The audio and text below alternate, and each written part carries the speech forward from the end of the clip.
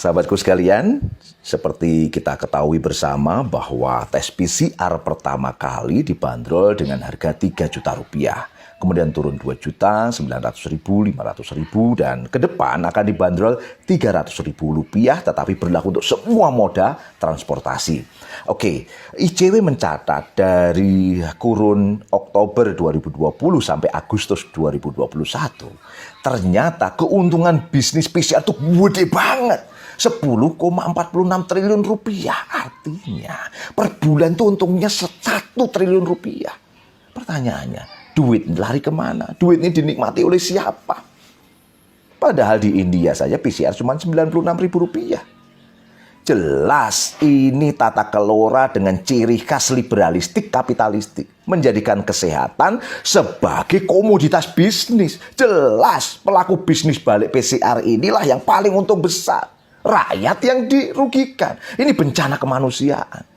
Kalau Islam clear, negara harus menjamin kebutuhan pokok rakyatnya, termasuk di dalamnya kesehatan dengan layak.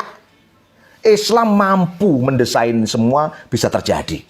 Yang kedua nih, Faisal Basri menyampaikan, smelter nikel dikuasai oleh Cina. Dan ujungnya Indonesia hanya jadi budak untuk menopang industri Cina. Ini problem kedaulatan, ini bencana. Ini hasil dari praktek kapitalisme liberal.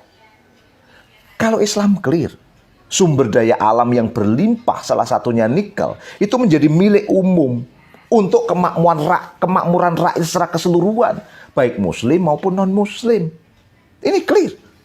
Yang ketiga nih ya, kereta cepat mau mangkrak ternyata kemudian pakai APBN. Sementara 9 juta penerima JKN, jaminan kesehatan nasional, malah dihapus.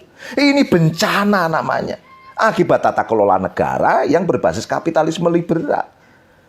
Kalau Islam clear aturannya. Bagaimana Islam itu bisa menata infrastruktur itu untuk rakyat, bukan untuk ambisi kepentingan bisnis tertentu. Dan kesehatan itu harus dipenuhi dan dijamin untuk seluruh rakyat. Ini clear dalam Islam.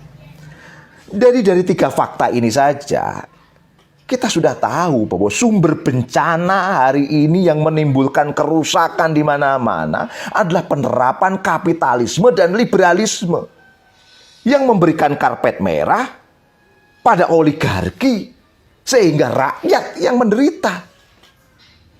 Jadi kalau saudara Yakut Khalil Qomas mengatakan bahwa khilafah itu jadi bencana untuk umat Islam, ini ngawur pernyataannya, salah alamat, kurang gaul, kurang baca.